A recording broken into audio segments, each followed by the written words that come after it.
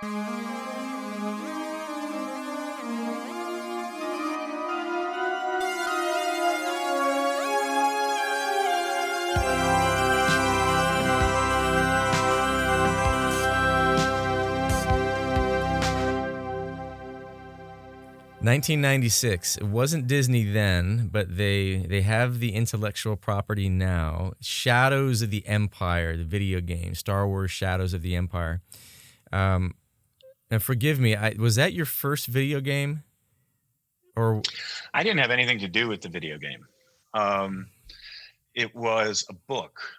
And by that point, I had worked with Lucasfilm so much. I had done the Radioland Murders after Young Indy, which was a pet project of George's. Movie not a lot of people saw, but it was just tremendous amount of fun for me because it was a 2-hour radio play. It took place in real time. So I had to write 2 hours worth of kind of period late 1940s radio music in addition to underscore. And I just kind of finished that. And I was working with Lucasfilm a lot. Robert Townsend at Perez Sarabande knew of the book that they were commissioning to write, and that ultimately it would be a video game. And he suggested to their head of marketing that what about we commission a score to be written to the book? And it was such a kind of a wild, out there, weird idea that they took it to George, and he liked the idea. So that whole piece was conceived independently of the video game. I never saw anything or had anything to do with the video game. That happened after the piece was written. So it was functionally a score to a book. And oddly enough, Perez Sarabande is just now releasing the whole thing on vinyl, and a re-release of the CD they just announced this week. Oh, that's great. Vinyl, man. You can't go wrong with vinyl. We'll come around to some of these other records you worked on that went out on vinyl right away. Fast forward another year to 1997, and I wanted to talk about this one with you because we shared a common friend in this, and wasn't one that you wrote the entire score, but I know it was a very special thing for you, as you had shared with me years ago, helping Jerry Goldsmith on Air Force One.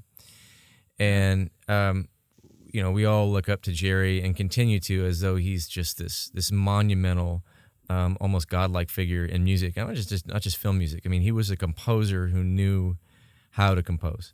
That he happened to write almost everything in his career for film and television, was what he did. But his chops were unbelievable. Now, the story goes, and many of our listeners know this, that Randy Newman was originally brought on to write the score to Air Force One, and for whatever reason, the score wasn't used, and they made a change. Jerry came on, and he had about 2 weeks to write the score-ish. That's the story.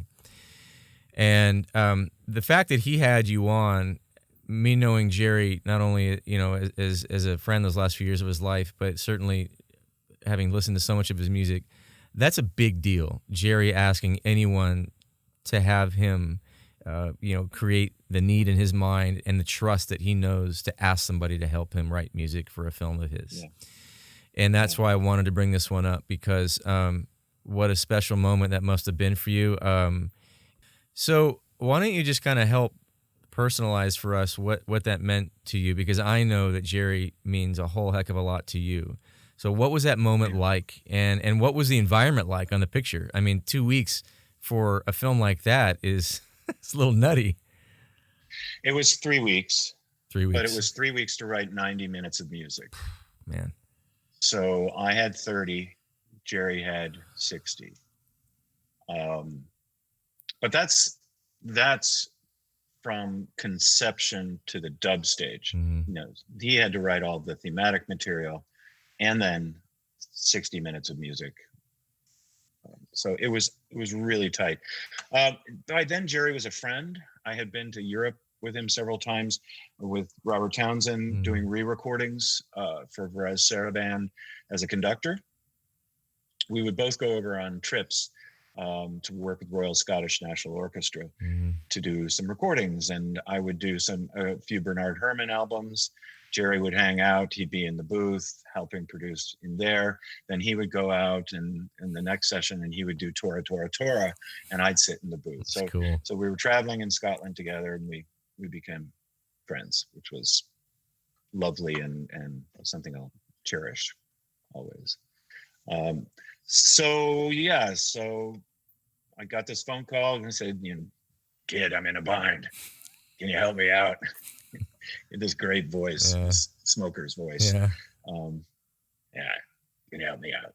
And it's like, yeah, man, whatever you need, I'm there for you. So that day I hopped in the car, went over to his place, went to a studio, and he had all the thematic material sketched out and maybe 3 or 4 of some bigger cues. And he gave me the sketches to those. And then he just started feeding me sequences. I want you to do this. I want you to do that. I want you to do this. And it was just, all hands on deck, man. It was just 24/7 for 3 weeks, just write and write and write and write. And, I would do mock-ups. I'd send them to Jerry. He didn't really have time to go over my stuff. So for the most part, the first time he heard everything I wrote was at the session, which, is kind of unbelievable now. Back then, mock-ups were much more crude. Yeah. And he didn't have the bandwidth. He said, I trust you. But Wolfgang Petersen, the director, would come over to my place and I would play him mock-ups. And so it was just being thrown into the fire. And then getting to the sessions was so much fun. It was interesting in a way because it was a big movie, bigger than any I had ever worked on. But I wasn't really in the hot seat. I was in the hot seat in that I didn't want to disappoint one of my idols, but I knew enough about the music he was writing, and I knew enough about the way he wrote music that I felt like I could. My job was to be invisible. My job was for you not to be able to pick out my cues from Jerry's cues. That was the goal. There was no goal of, well, let's slip some McNeely in there. That just wasn't something I ever thought. So, but I'm on the cue, the MIG cue. I remember we were rehearsing it for the first time, and he stops the orchestra and he pulls me up to the podium and he goes, kid, you're working way too hard here. Yeah. And then he gets out his red pencil. Says, take this out, take this out, take this out, take this. And he just starts pruning, right? Yeah. And he says, take this to the copyists, have them recopy the parts. We'll do it in the afternoon session. So, and you listen to that cue now and it's still a lot going on. So I must have overcooked the hell out of it. Halo flight, we are cleared to commit bearing 090. Jettison tanks and push it up.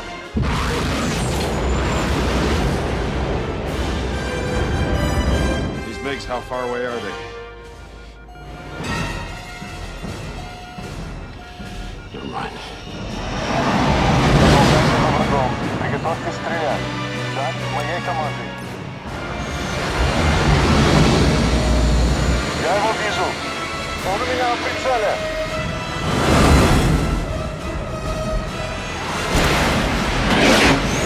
We've got one coming at us. Countermeasures are activated. That's right.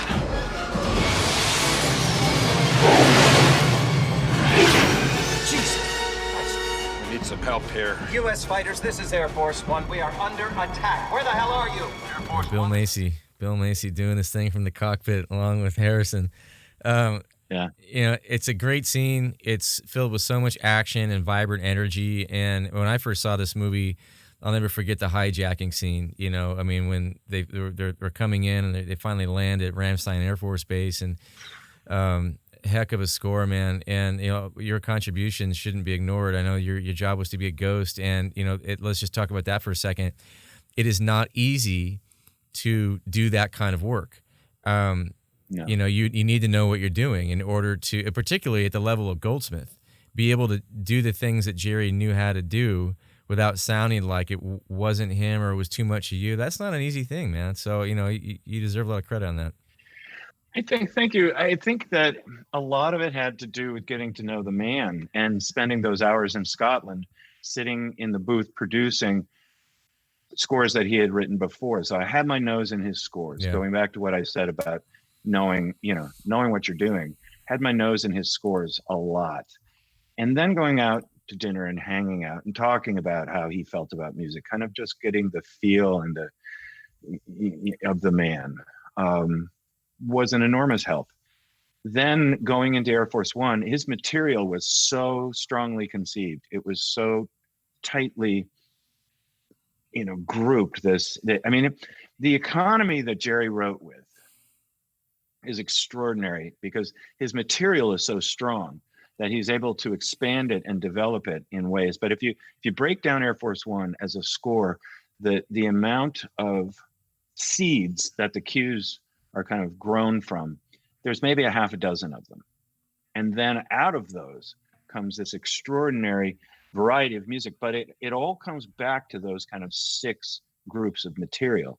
So when it's that well organized, when it's that, strongly conceived, the parameters are pretty well drawn. You know how to color within the lines. Yeah. I remember it being hard work, but I remember feeling a sense of freedom because it was so strongly conceived. You mentioned that the hijacking scene, which, when I've taught film classes, I always use as an example because the sequence it's almost 9 minutes long. Yeah. I think it's an action sequence. It's 9 minutes with all of this parallel action going on. But in essence, if you were to put it into Pro Tools or whatever and look at the waveform, it kind of over 9 minutes. Yeah, it's just this. It's a straight climb. It just and it's just material. builds and builds and builds. But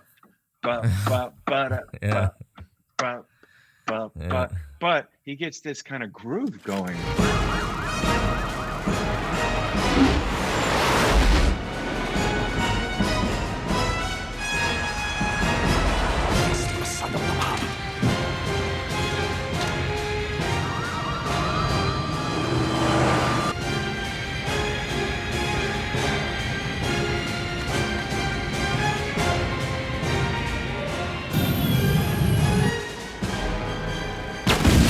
So I have the scores.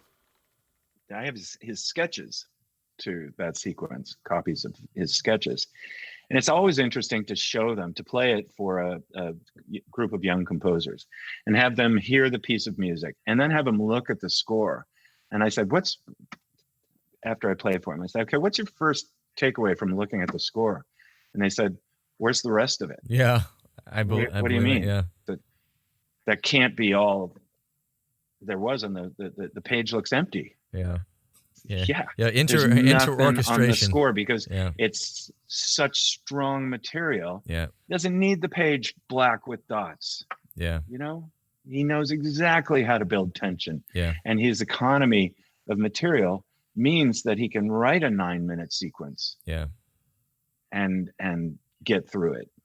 Yeah, talk about technique, and that's the kind of stuff that you at that point in his career, let's be honest, Jerry, even early in his career, was incredible. But, by that point in his career, he had so many tools on his belt, not the least of which a good comp would be like a Benjamin Britten. His late operas, particularly Billy Budd, you can hear a lifetime's worth of tools and techniques that are used in that opera. And you hear that with every kind of next Jerry Goldsmith score. And when you're under pressure like this, you need the technique. And you can hear, it's like, okay, he knows that material that you're referring to, if he puts the entire violin section down there and within the first fourth of their instrument, they're going to sound huge, so it's things like that where it becomes an orchestration game. And that's a great cue to share with a young class. It's a really great cue. I think so too. It's a masterwork, really. And Jerry was a grand master. Yeah. We miss him so much. Let's pivot a few years later into the next decade, 2008. You mentioned earlier the Tinker Bell franchise, which has turned into a huge thing. It's 6 movies. It's themed entertainment. it's video games, it's the whole kit and caboodle. And I'd love to share a clip from The Lost Treasure, the second one, which we'll look at in a moment. But did you have any idea that was the idea of Disney to eventually blossom that thing out if it went well on that first one? Or was it very isolated? No, I mean, in terms of whether they wanted this to be a franchise, did I have an idea? Well, did they have, well, not just so much a franchise, I guess, but did they have plans to kind of blossom that into multiple movies? Yes. No, it was very much conceived as a franchise. It was interesting.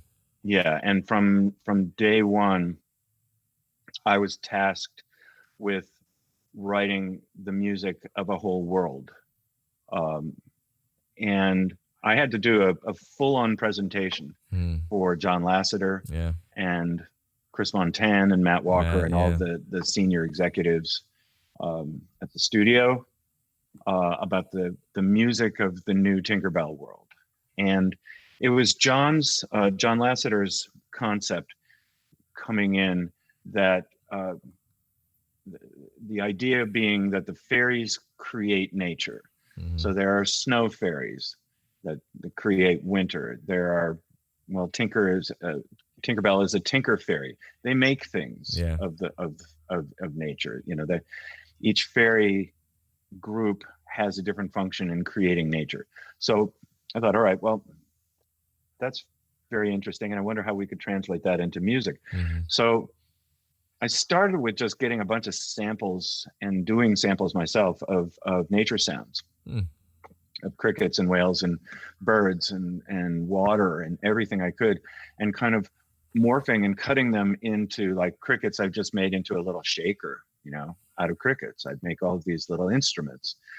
And I made a whole palette of sounds built from musical sounds built from sounds in nature. And then I had to conceive 3 different themes.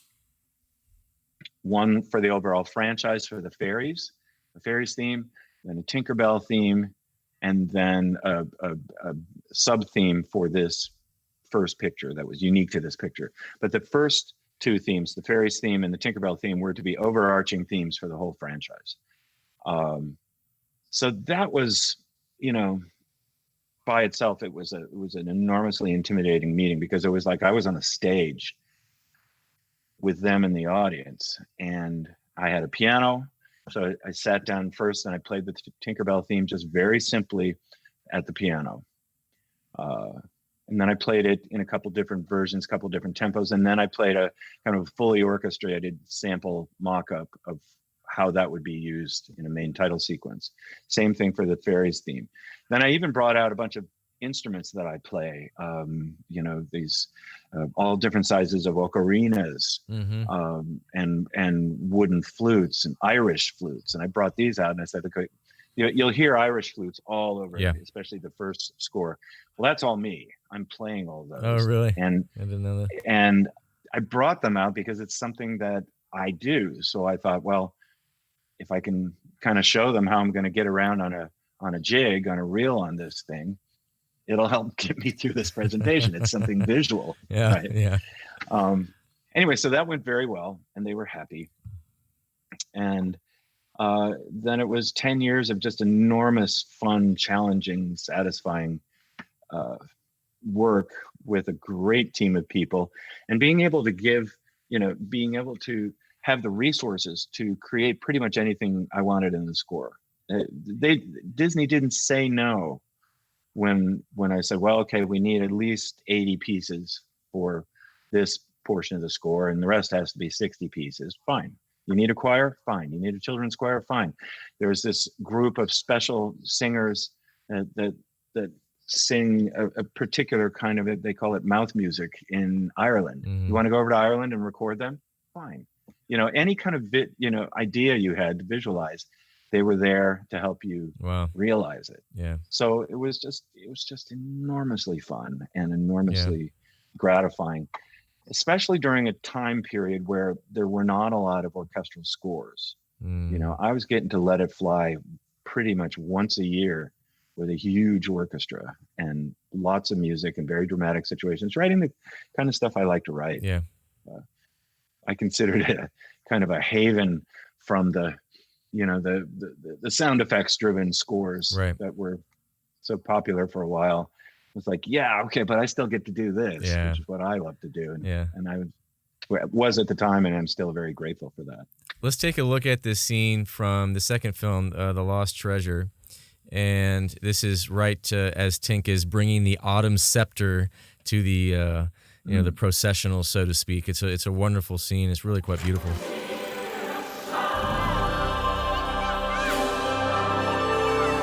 Hi, everybody!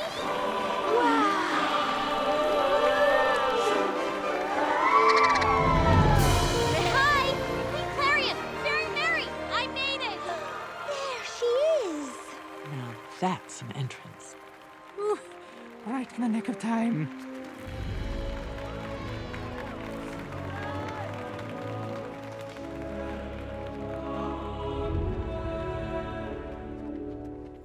Your Highness. Tinkerbell, at the beginning of the season, you were entrusted with a great responsibility. Where is the fall scepter? There were complications. But it's ready now, Your Highness. This way, dear.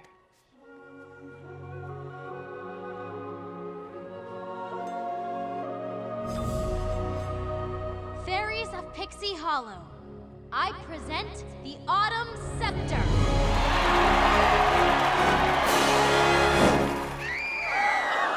The Moonstone. 1, 2, 3. No. Don't worry, Fairy Mary. Just wait. Wait. Come on. Please work. Please work.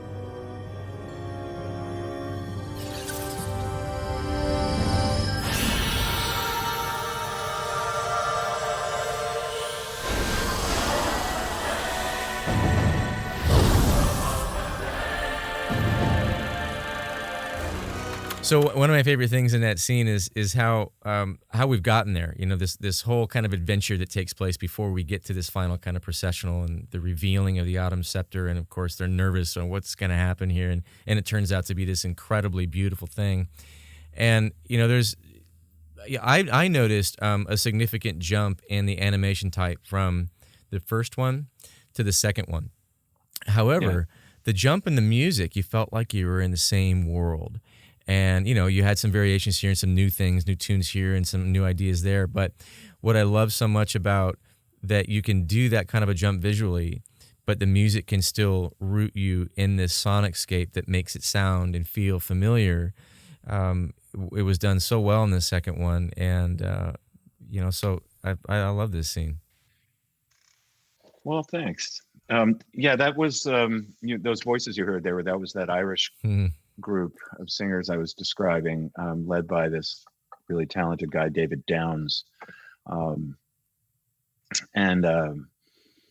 We created this world, and as the scores went on, each one was different and unique in its own way, but they always felt like they were cut from the same cloth, or that was my goal, was that they were to be the same musical world universe as starting with the first one. And yes, there were big jumps, mainly in getting the animation studio that had done the first one. They were now up to speed. They had found their footing. They had found their people, the right artists. Yeah. And, you know, they had really built the infrastructure on the first one, but now they really were able to kind of plus it out on the second one. And they only got better as they went with every one, I thought. Mm-hmm. You know, it's looking back, you know, a lot of creative contribution has gone into that one from so many angles to create this franchise. And it's interesting to hear you say that it was designed that way. It doesn't surprise me the way they think at Disney, but you know, it all, at the same time, you never really know where something is going to go. And the idea was, ice shows, and to build a Tinkerbell world at the theme parks. Yeah, which is great. And and costumes and merchandising and whatnot. It was by the time we kind of finished up, it was definitely in the multi-billions of dollars. Whew. That's a franchise. Yeah. So American Dad, That's been going on for a long time now. I mean, what, 11, 12 years ish? We're on our 14th season now, which means right around 12 years. Yeah. And I started 11 years ago. Yeah. So I was not involved in the first 3 seasons. So the relationship you formed now with Seth since then has the relationship with Seth MacFarlane that has kind of blossomed since has turned into a lot of really interesting things. Before we get what some of those other things are, what are some of your, as far as a creative outlet, and if we're talking about your creative outlet through this show, what are those things for you? What's fun about this for you? What are the things that you kind of really enjoy doing on this one? Because this show's just so dang funny. On American Dad? Yeah. Yeah. Well, you never know what they're going to throw at you, you know? I mean, Yeah. I'm asked to do all this stuff that I have, I have to run out and like, okay, I've got to figure out how to make a credible EDM track. Yeah. Or we just finished a show with a Beastie Boys, a sound-alike of a Beastie Boys tune called Sabotage that we did with Weird Al Yankovic. You just never know what's going to be thrown at you. And then sometimes you have to do big orchestral scores and it's just endlessly entertaining. If you're looking to sacrifice a virgin, your prayers have been answered. No, it's boulder pushing season. Every time the volcano erupts, each village sends their strongest man, and they race to push a boulder into it. Does that, stop it from exploding? No, it's just fun. Micah's from our village. Hey, I've seen him around. I'm Team Micah.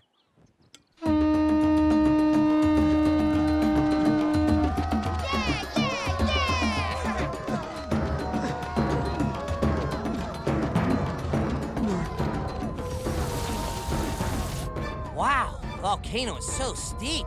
I can't believe how strong they are. Uh-oh, our boy's in trouble.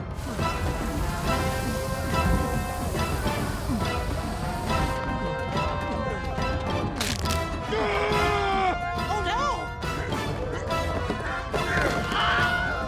Yeah, Micah! Kill him!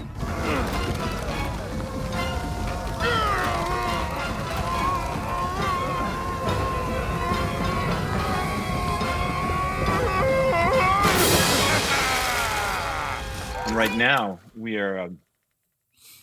we're still scoring under these conditions. I was able to put together a remote orchestra, and so we're still scoring it, but everybody's recording their parts in their bedrooms at home. Yeah, it's a big thing. And we developed a whole protocol. We developed a website for file delivery for them to get their parts, for them to get mock-ups and sessions in whatever format they're using. They can then mute their part in the mock-up and play to the mock-up, then a whole nother file system for them to deliver their files. It's enormously complicated, but we're still scoring it. I'm writing a show right now. Wow, I know a lot of the cats around town are doing that and hearing their kind of, I talked to a lot of these guys on the phone, just catching up, and it's interesting to hear, the professional opinion of what that means. We're all being forced into that, and it's a solution, and it's working to some degree. And then there's the concern of I hope that my individualistic quality that I'm known for kind of comes across, and so there is kind of some trepidation, I think it's safe to say, amongst some of our colleagues in town, because there's that added element of, well, there's so many elements, but the biggest one that you lose, of course, is that visceral energy of people playing together. And regardless of the acoustical properties of what that means in the same room, there's a lot that goes into music making that does have a lot to do with that physical, humanistic connection that you have to the player next to you or the players 6 Indeed. rows away from you. Without question. This is purely designed to get us through this time and not as a replacement. It's really ultimately much more doable on a show like American Dad, because in a 20-some minute show, we might have 20, 25 cues. Most of those won't be longer than 5 seconds. Right. So you've got these tiny little pieces of music that this kind of situation lends itself to that, to doing that well. It would be much more difficult. In fact, I don't think we could. I was discussing this with Seth MacFarlane the other day about talking about the Orville. We have season 3 coming up, and there's just no way that we could ever do it, because the Orville has these long, sometimes 5-6 minute cues, sometimes free conducted. You know, you can't get that kind of performance with everybody playing by themselves, not hearing what everybody else is doing. So yes, it works very well for American Dad, and I would think less well for other things.